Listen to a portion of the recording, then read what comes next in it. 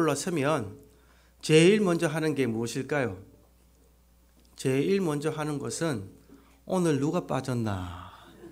오늘 또 누가 다 오셨나? 그게 눈에 들어와요, 자동으로. 하나님도 분명히 저와 동일한 마음으로 보고 계신 줄 믿습니다. 오늘 많이 빠지셨어요, 생각보다.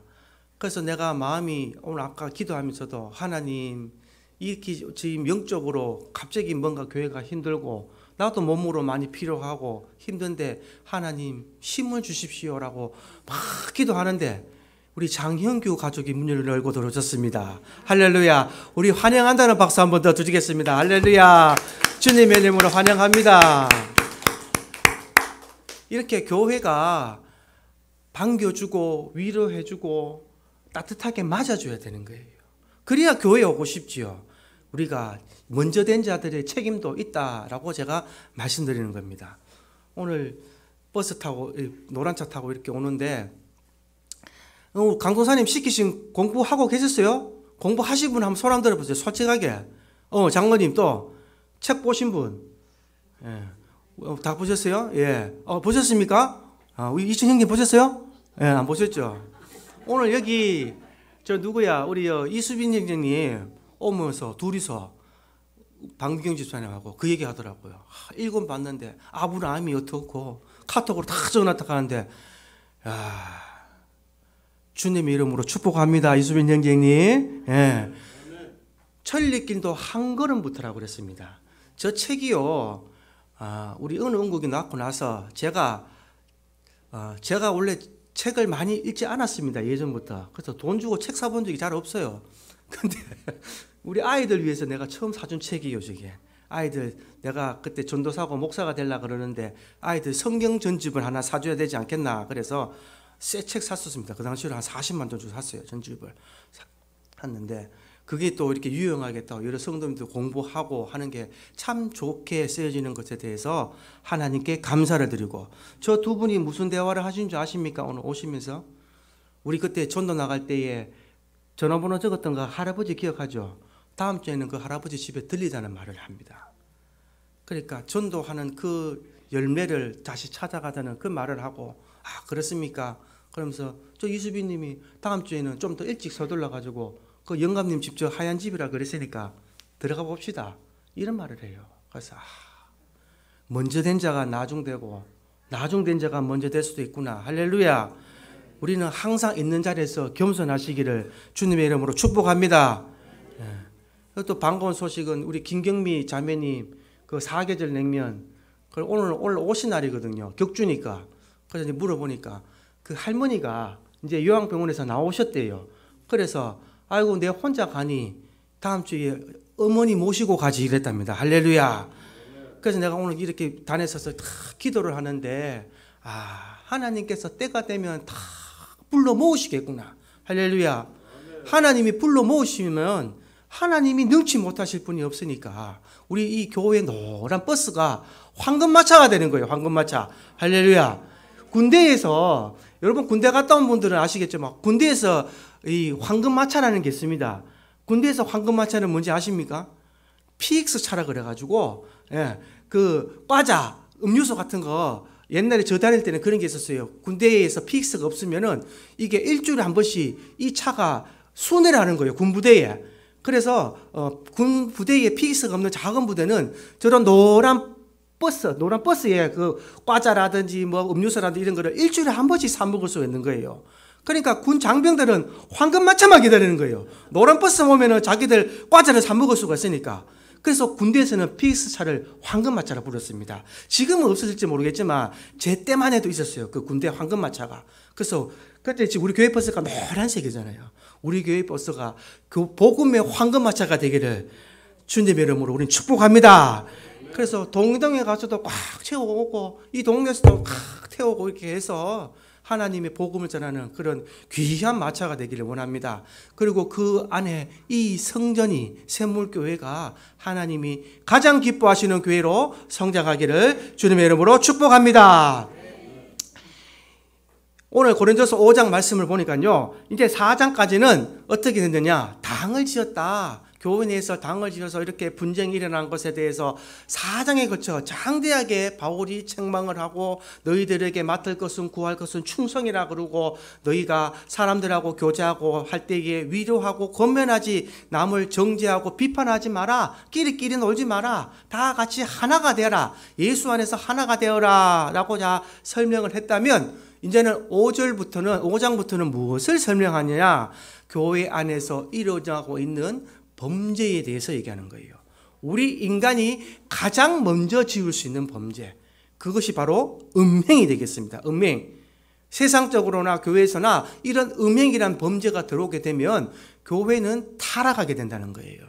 하나님의 뜻을 거스르는 범죄 중에 가장 먼저 들어온 것이 바로 음행의 문제가 이루어지고 있다. 그래서 당시 고린도 교회는요, 종교적으로나 문화적으로 아주 음란한 도시였습니다. 항구 도시였어요. 항구 도시다 보니까 무슨 신전도 있었고 또 항구 도시에는 많은 술집과 여관과 이 창녀들이 기가하는 곳이었습니다. 왜냐하면은 외지에서 바다에서 어부들이 고기를 싣고 와서 바다에서는 아무것도 없으니까 육지 들어오면 뭘 하겠어요? 강장 술을 먹게 되고 여자를 찾게 되고 아주 음란한 상황이 반복되는 아주 복잡한 도시가 되어 있고 지금도 우리나라도 항구 쪽으로 가면 아주 발전이 유흥적으로 많이 되어 있는 것을 볼 수 있습니다. 그래서 이런 것에들은 돈이 많이 돌고 첫째 돈이 돌잖아요. 고기를 잡으면 돈을 벌잖아요. 돈이 있으니까 바다에 있을 동에는 뭐 수천억을 준다 한들 쓸 수 있습니까? 없습니까? 못 쓰는 거예요. 고기 많이 잡아서 돈 벌었으니까 이제 그 돈을 막 쓰는 거예요. 그래서 하나님을 믿지 않는 백성들은 이런 문화에 많이 길들여지지 않고 우상 섬기고 막 술 먹고 이런 모습들을 있었는데 교회에 다니던 그런 사람들이 교회를 다니면서 그 옛 습관을 버리지 못하고 가지고 오는 사람도 있었고 교회에 다니면서 그들의 문화에 젖어서 그들하고 같이 그런 일을 했는 사람도 있다 이 말입니다. 그래서 교회에 그런 일이 있었다. 그래서 5장 1절을 보시면 고린도 성도들 중에 이런 음행이 있었다라는 것을 바울이 지적을 합니다. 제가 읽어드리겠습니다. 너희 중에 심지어 음행이 있다 함을 들으니 그런 음행은 이방인 중에도 없는 것이라 누가 그 아버지의 아내를 취하였다 하는도다. 상상할 수 없는 일이죠. 아버지의 아내면 나에게 어머니가 되는 사람이죠. 직접적인 어머니가 아니라 아마 신학자들이나 해석할 때는 새어머니 정도, 아버지가 내가 같이 친어머니가 아닌 새어머니, 아버지가 많은 부인을 가지고 있었다. 이래서 이런 계모, 의붓 어머니를 뜻하는 말로 해석을 합니다. 그래서 아버지의 아내였던 여인을 자기 아내로 삼았다. 그런데 이런 일이 구약에도 실제로 있었습니다. 구약 성경에 보니까 이 루벤이라는 아들, 야곱의 아들 루벤이요, 서모 비라와 음행을 하다가 이스라엘의 모든 장자의 모든 직분을 빼앗기게 되는 사건이 기록이 되었습니다. 아주 오래전부터 이런 룰이 깨어지고 있었다. 그래서 하나님께서 율법으로 레위기 18장 8절에 보시면 이런 법을 주셨어요. 이런 법이 뭐냐? 우리 다 같이 한번 읽어보겠습니다. 시작. 너는 내 아버지의 아내의 하체를 범하지 말라. 이는 내 아버지의 하체니라. 아멘. 성경에는 이런 어마무시한 율법도 있습니다.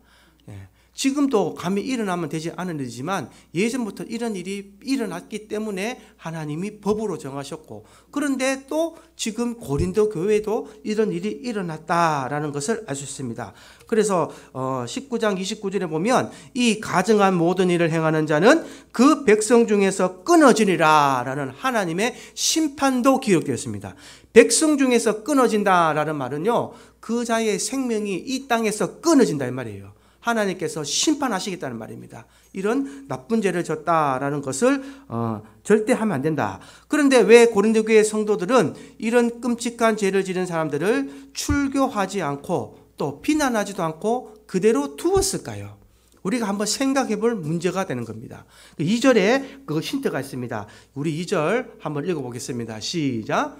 그리하고도 너희가 오히려 교만하여져서 어찌하여 통한이 여기지 아니하고 그 일 행한 자를 너희 중에서 쫓아내지 아니하였느냐. 쫓아내지 아니하였다라고 얘기합니다. 통한이 여긴다라는 말은요, 펜다오라는 말인데요. 팔복, 우리 예수님께서 말씀하신 팔복에서 애통한다라는 뜻과 똑같은 단어예요. 애통한다. 애통한다는 단어가 무슨 뜻입니까? 죽은 자 앞에서 애곡하는 것을 말하는 거예요. 내가 죽은 자 가운데서 애통하는 것처럼 이 탄식한다. 안타까워한다.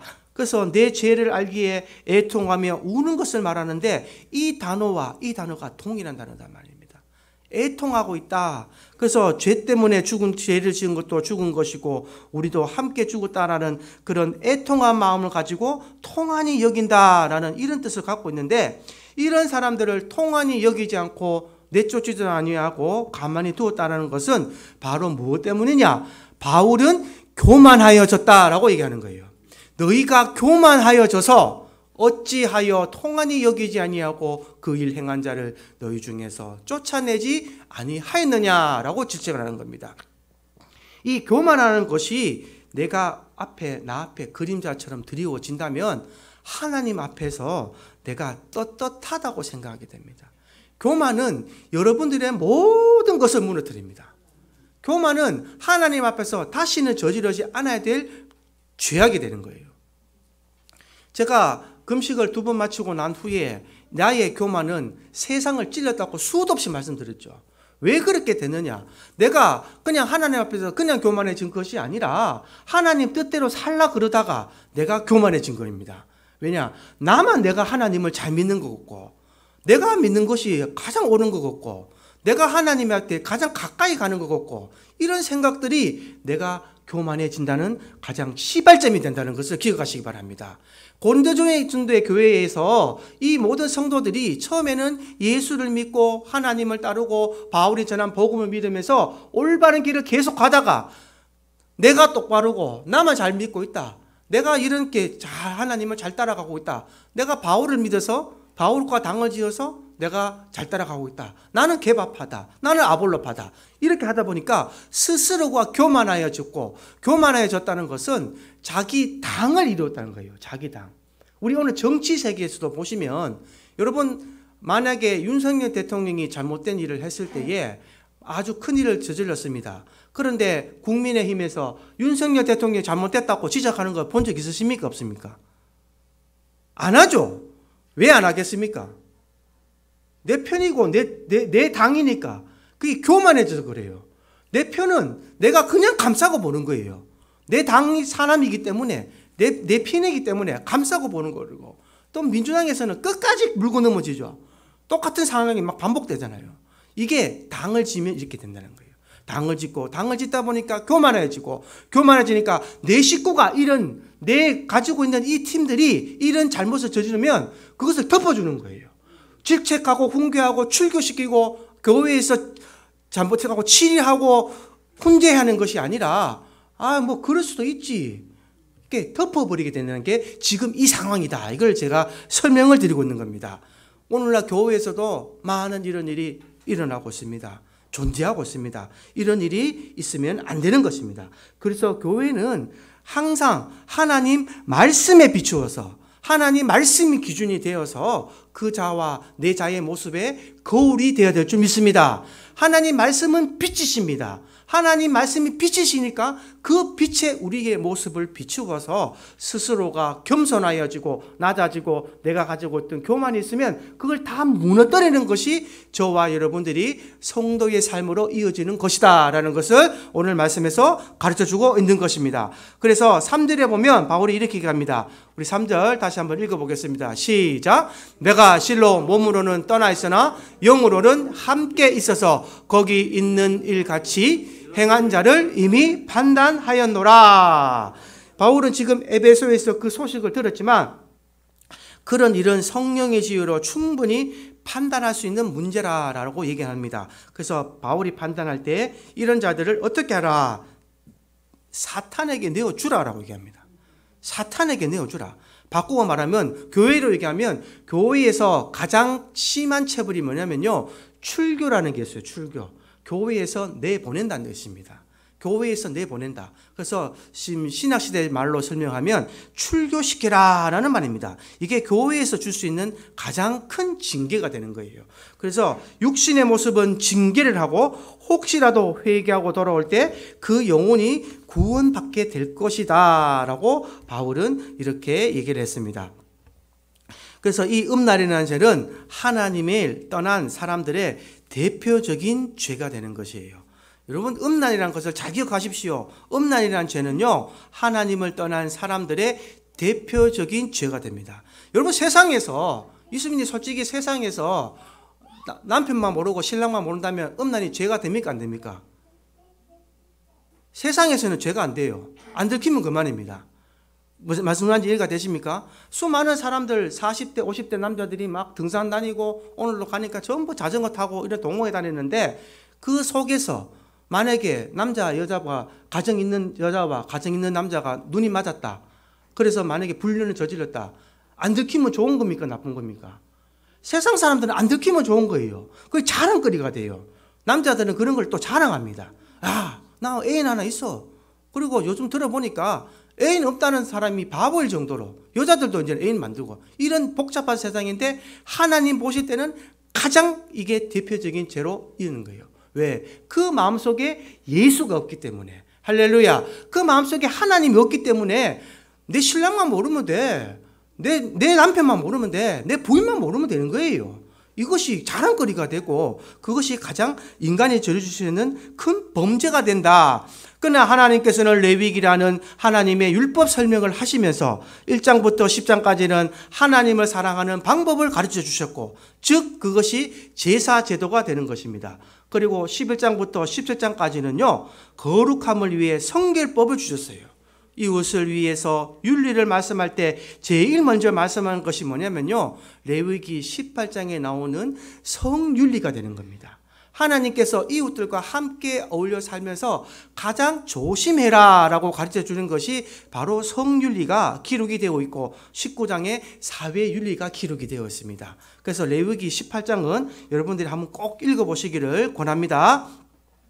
가나안 땅과 애굽 땅의 풍습을 따라서 음행하지 말라 말씀하시면서 너희가 가나안 땅 사람같이 음행을 하게 되면 내가 토함같이 너희를 토해 버릴 것이다 라고 하나님께서 심판의 방법까지 적어 놓으신 방법이 레위기 18장입니다. 오늘 꼭 집에 가셔서 읽어보시기 바랍니다. 그래서 사도 바울은 이렇게 판단을 내립니다. 죄가 있다고 선언했습니다. 5절에 그래서 이런 자를 한번 5절 한번 우리 읽어보겠습니다. 시작. 이런 자를 사탄에게 내어주었으니 이는 육신은 멸하고 영은 주 예수의 날에 구원을 받게 하려 함이라. 어떤 자요? 음행을 한 자들. 음행을 한 자들은 어떻게 했냐? 사탄에게 내어주었다라고 사울이 말합니다. 그래서 육신은 멸하고 영은 예수의 날에 구원을 받게 하려라 함이라 라는 말은 출교시킨다는 말이죠. 여러분, 출교가 왜 무서운지 아십니까? 출교를 하게 되면 하나님 앞에 예배를 드릴 수가 없죠. 교회에 나가지 못하게 하는데 예배를 드릴 수가 없습니다. 그래서 출교의 이 형별이 아주 무서운 것입니다. 그래서 하나님과 예배할 수 없으니까 가족들과 친구들과 교제를 할 수 없고 혼자 살아가야 하는 이런 신앙 공동체에서 배척을 당하게 되죠. 그래서 오늘날 이 많은 교회에서 이런 출교라는 것은 거의 사라졌습니다. 이런 힘든 징계는 하지 않고 작은 징계하죠. 뭐 앉은 찬양대를 하시는 분은 그 직분을 내려놓게 하신다든지 이런 작은 치리와 교회에서 행정을 하지만 이 바울은 이런 큰 음행을 했을 때는 출교하라. 그리고 그 육신은 하나님 앞에서 멸하고 영은 주 예수의 날에 구원을 받게 하여라 라고 말합니다. 그래서 우리가 육신적으로 짓는 죄가 아주 무섭다라는 것을 기억하시고 이 하나님이 나와 함께 동행하시는 삶을 사는 사람들은 이런 죄를 금해야 된다라는 것을 오늘 가르쳐주고 있는 것입니다. 왜 이런 일을 자꾸 얘기하느냐? 6절을 한번 읽어보겠습니다. 6절 한번 다 같이 합독하겠습니다. 시작. 너희가 자랑하는 것이 옳지 아니하도다. 적은 누룩이 온 덩어리에 퍼지는 것을 알지 못하느냐. 할렐루야. 지금 교회라는 곳은 그리스도를 사랑하는 예수를 믿는 사람들의 모인 곳이 교회입니다. 그것을 에클레시아라고 얘기하는데요. 이 곳에서 작은 누룩, 그 음행한 사람이 들어와서 교회에 와서 그 사람이 활동을 하고 그 사람 하나로 인해서 많은 사람들이 그 누룩으로 인해서 변질된다면, 그 죄를 짓는데 동참하게 된다면 그것은 교회에서 썩은 것을 도려내야 되지 않냐라고 얘기하는 거예요. 교회 내에서 누룩이 되느냐, 작은 누룩이 온 덩어리에 퍼지는 것처럼 그런 힘든 상황이 된다면 하나님께서는 바울처럼 이렇게 그 죄를 도려내라고 얘기합니다. 여러분, 우리가 살면서 건강이 안 좋았을 때에, 적신호가 생겼을 때에, 암덩어리가 생겼을 때에 가장 좋은 치료 방법은 무엇입니까? 암덩어리 제거하는 게 가장 좋은 효과가 보고 가장 좋은 치료 방법입니다. 우리가 손을 쓸 수 없는 상태가 되면 3기, 4기로 넘어가서 그 자의 삶은 죽어버리게 됩니다. 상암 치료하고 많은 돈을 쏟아부어도 더 이상 회복이 힘든 상태가 되면 그 암덩어리로 인해서 나의 다른 장기가 무너져서 이 세상의 삶이 끝이 되는 거예요. 그러나 1기 때, 2기 때, 작을 때 발견되면 어떻게 됩니까? 이 수술로서 그 암덩어리를 제거해서 암덩어리를 제거하고 난 후에 다시 건강한 몸으로 회복이 되어 있는 거예요. 교회 안에 큰 공동체 덩어리를 봤을 때에 작은 누룩이 들어와서 그렇게 교회를 혼란스럽게 하고 어렵게 하고 많은 어려움과 시험을 겪게 하고 교회의 분란을 이렇게 한다면 그 음행이라는 죄를 들고 온 사람들을 출교시키라는 겁니다. 왜냐? 그 덩어리를 제거하고 난 후에 나면 교회는 다시 건강해질 수 있다는 거예요. 이것이 지금 바울이 가르쳐주고 있는 것입니다. 오늘날 우리 교회도, 현대교회도 똑같이 적용되는 말씀이라고 저는 생각을 하고 있습니다. 우리 교회에서 지금 신약에서 암덩어리는 누굴까요? 저는 과감히 말하지만 이단이라고 얘기합니다. 이 이단들은 교회에 들어와서 그들의 목적은 하나입니다. 교회를 와해시키고 분해시키고 목사님과 성도들과의 사이를 이간질시켜서 목사님 말씀이 뭐가 마음에 안 드네, 뭐가 안 좋네, 뭐가 싫니, 뭐가 멀리, 장로님이 뭐가 자꾸 뭐가 어떠니 자꾸 성도들한테 살살 얘기를 해서 당을 만들어서 꼬셔서 교회를 분열시킵니다. 신천지가, 이만희가 만드는 신천지에 가장 겁내는 교인이 어떤 교인지 압니까? 제가 그 신천지 칼럼에서 읽었습니다. 이런 교회는 포교를 포기해라. 그 첫 중에 하나가 뭔지 압니까? 성도와 목사가 하나가 된 교회는 포기하라고 합니다. 그런 사람들은 아무리 가서 찔러도 포교해도 우리 교회로 만들 수 없다고 해놨습니다.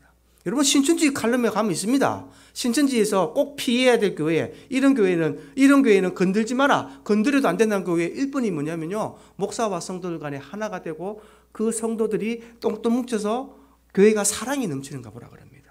이단은 우리를 더 정확히 판단하고 교회를 봤을 때에 그 기운을 정확히 간파합니다.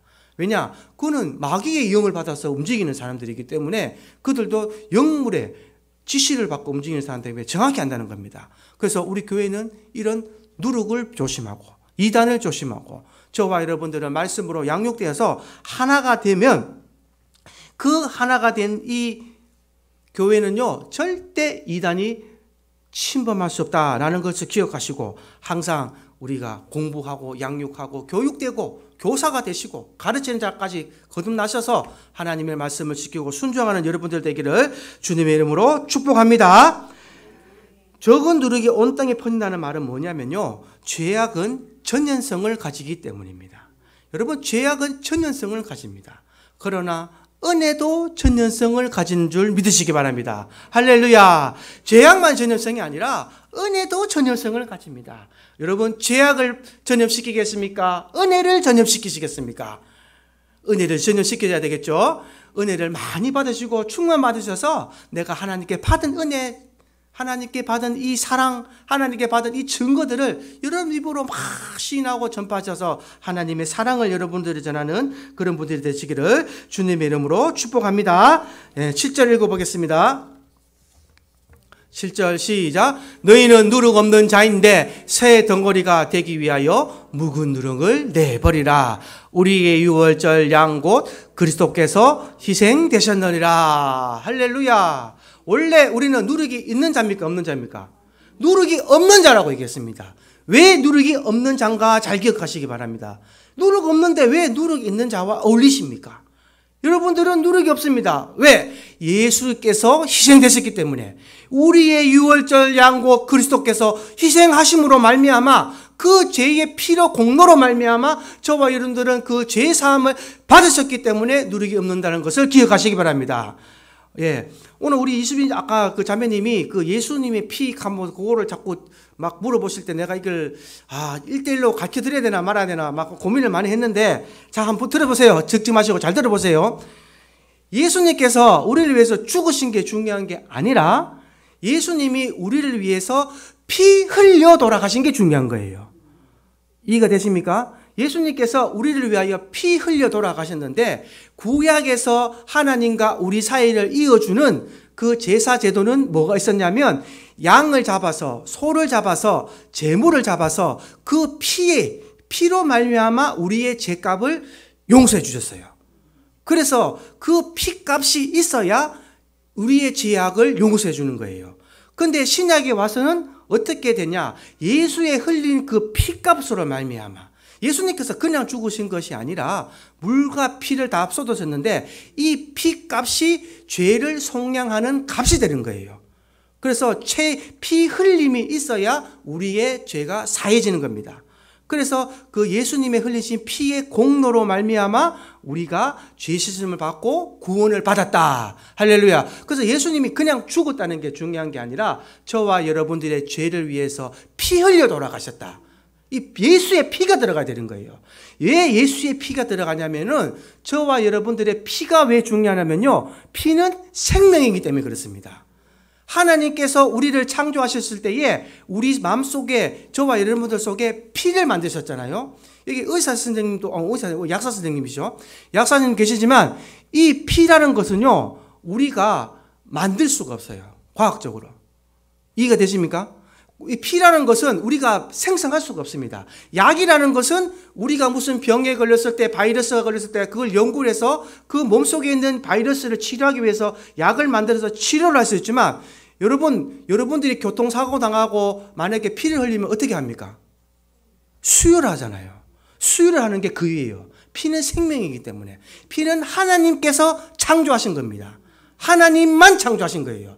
피는 인간이 과학적으로 만들 수가 없어요. 그래서 피는 하나님의 것이고 생명이 담겨 있기 때문에 그 생명이 있어야 다른 사람을 살릴 수가 있는 거예요. 그래서 구약에서는 이 짐승의 피가 우리를 살려주는 역할을 했다면, 신약에서는 예수의 피가 우리를 살리는 역할을 했다. 그래서 예수님은 위대하시고 신이시기 때문에 예수님의 피 하나만으로도 이 온 인류를 살리고 있는 겁니다.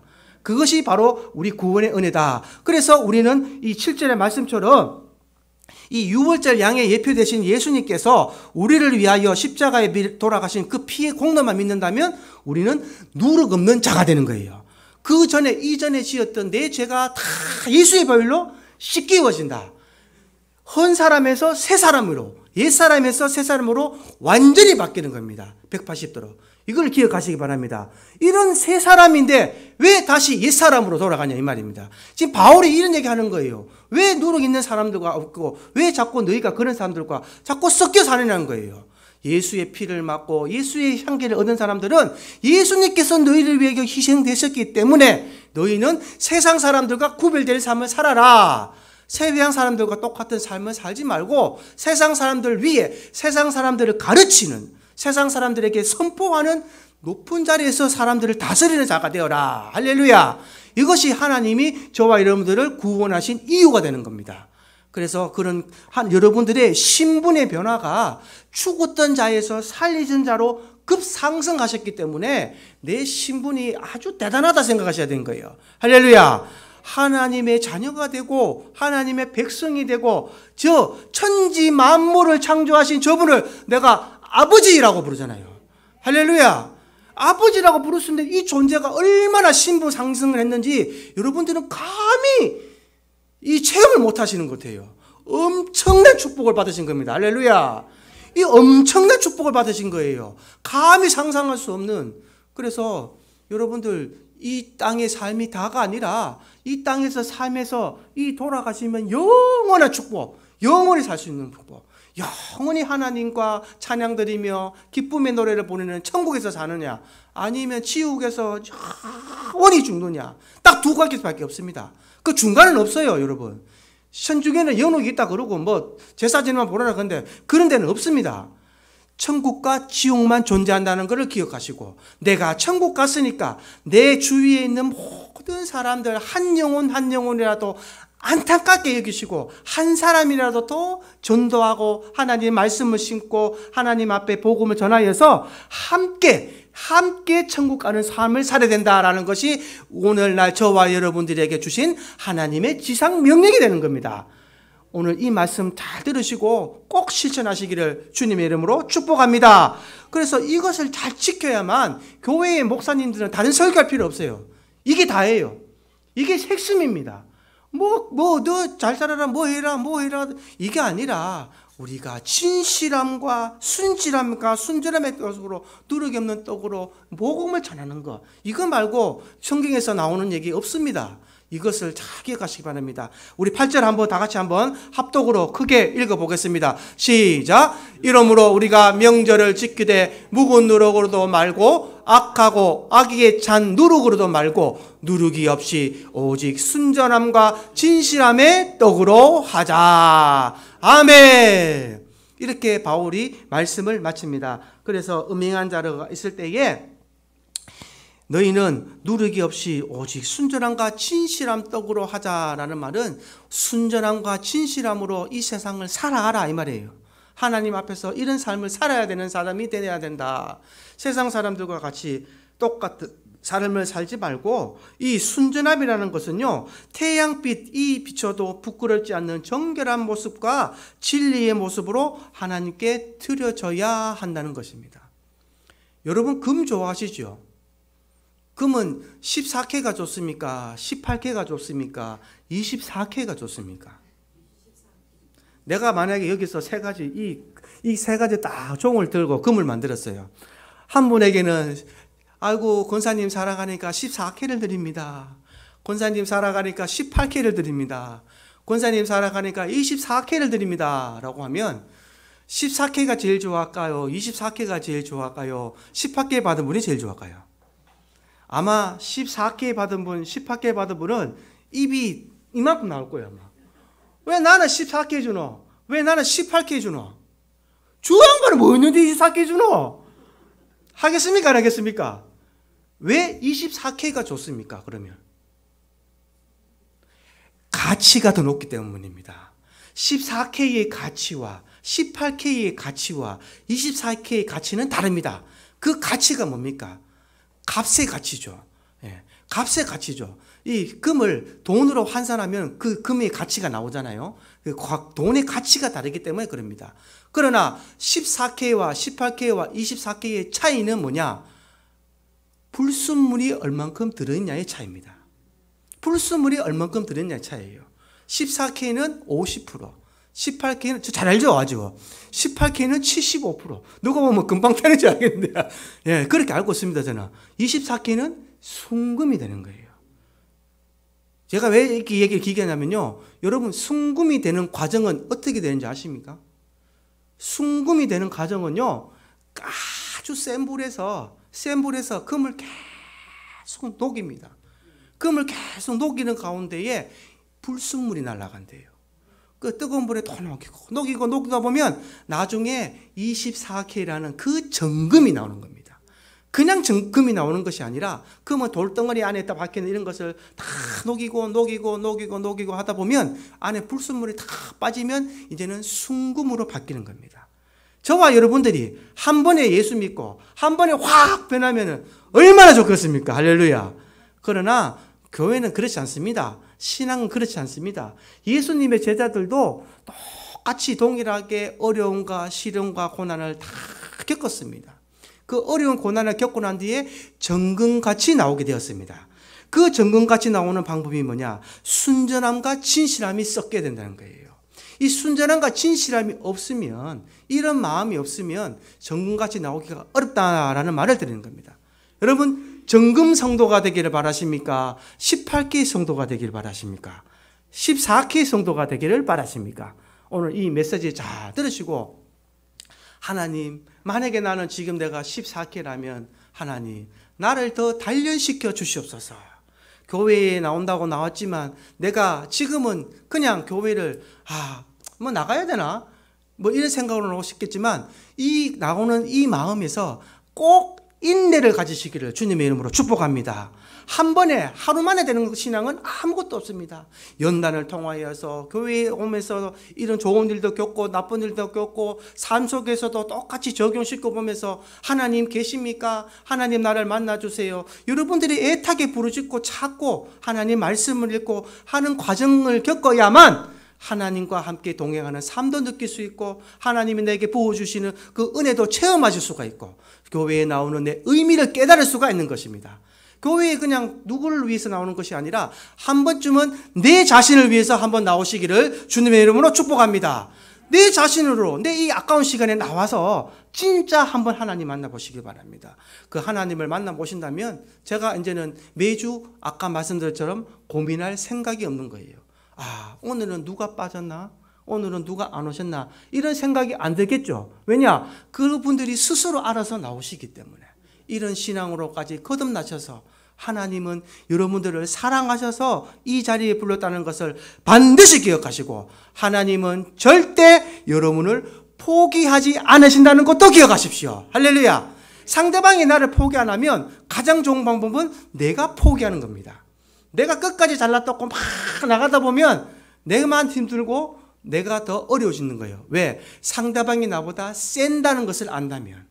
센 사람하고 붙었을 때는요, 내가 내 편으로 만드는 게 제일 좋습니다. 내가 센 사람을 내가 감당할 수 없는 그런 존재가 나와 함께 나를 땡긴다 하는데 내가 안 가겠다고 막 버티다 보면 누가 안 들겠어요? 버티는 사람이 힘든 겁니다. 내가 감당할 수 없는 우리를 감당할 수 없는 이 하나님께서 여러분들을 선택하시고 여러분들을 땡기시고 계신다면 과감하게 여러분들을 한번 내려놓으시고 하나님의 손을 잡기를 주님의 이름으로 축복합니다. 하나님의 손을 잡으면서 여러분들의 삶이 엄청나게 변화되고 바뀌는 것으로 바뀌게 됩니다. 그래서 예수님께서는 이렇게 말씀하셨습니다. 너희들은 세상의 소금이고 세상의 빛이라. 너희 착한 행실을 통해 하나님께 영광을 돌리게 하라. 라는 말씀으로 오늘 말씀을 끝마치게 됩니다. 여러분들은 아주 존귀하고 아주 소중하고 아주 빛을 발하는 존재로 쓰실 존재입니다. 여러분들의 삶을 더 과대평가하시고 여러분들의 존재를 더 깊이 보시고 더 넓게 보셔서 하나님의 쓰임에 맞게 삶을 살아가시는 여러분들 되기를 주님의 이름으로 축복합니다. 찬송가 270장